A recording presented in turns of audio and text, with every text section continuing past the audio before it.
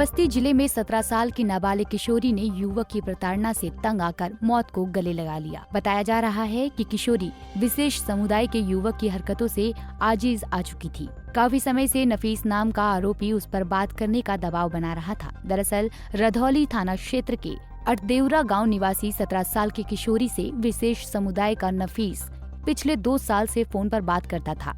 किशोरी को परेशान करता था। नफीस की कहीं और शादी भी फिक्स हो गई थी। इसके बावजूद आरोपी किशोरी से लगातार बात करने की जिद को लेकर उसे तंग कर रहा था। किशोरी ने उसे बार बार मना किया, लेकिन वो माना नहीं, जिसके बाद किशोरी युवक की हरकतों से इतना परेशान हो गई थी कि उसने अपना ही जीवन समाप्त कर दिया।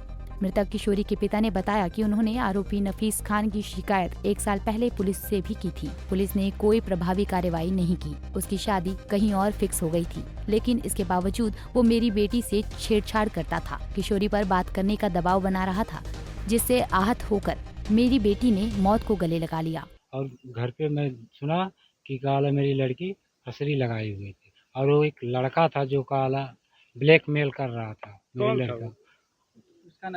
नफीस खान एंड बाबू उसका नाम है। कितने दिन से ब्लैकमेल कर रहा है? वो एक साल से कर रहा था, लेकिन बीच में उसको पुलिस वाले से धमकिवाए, सब कुछ किए, लेकिन पुलिस वाले बोले जाने दो, घर की इज्जत है, लड़की है छोटी, इज्जत उछालना ठीक नहीं है। इसके पहले पुलिस को आपने सूचना दी थी? हाँ, मेरी वाइफ ने दी थी, मैं नहीं दिया था। कितना दिन पहले? 1 साल हुआ। वहीं मृतका के भाई ने बताया कि उसकी बहन जब स्कूल जाती थी तो वो परेशान करता था। जब मेरा भाई शिकायत लेकर उसकी दुकान पर गया तो उसने गले पर चाकू रख दिया और जान से मारने की धमकी दी। मेरी बहन जो है 2 साल से उससे बात करती थे, काका जाला उसे डरवाता था, धमकाता था कि वही बाबू खान उसका नफीस ना है। जब पढ़ने जाती थी वो काका जाला सर भी मिले हुए थे इसमें। तो उसके बाद काका जाला ये ब्लैकमेल करता था।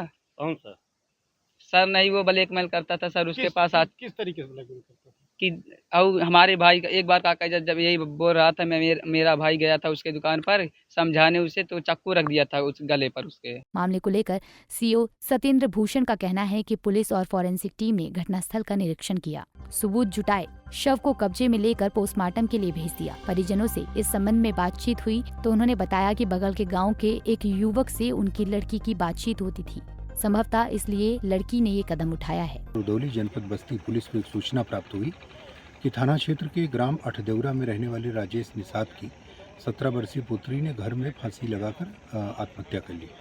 इस सूचना पर तत्काल फोरेंसिक टीम और स्थानीय पुलिस मौके पर पहुंची। घटनास्थल का निरीक्षण किया गया। जो भी वहां से साक्ष्य प्राप्त हुए उनको कब्जे में लिया गया। पुलिस द्वारा उनका पंचनामा कराकर पोस्टमार्टम की कार्रवाई कराई गई।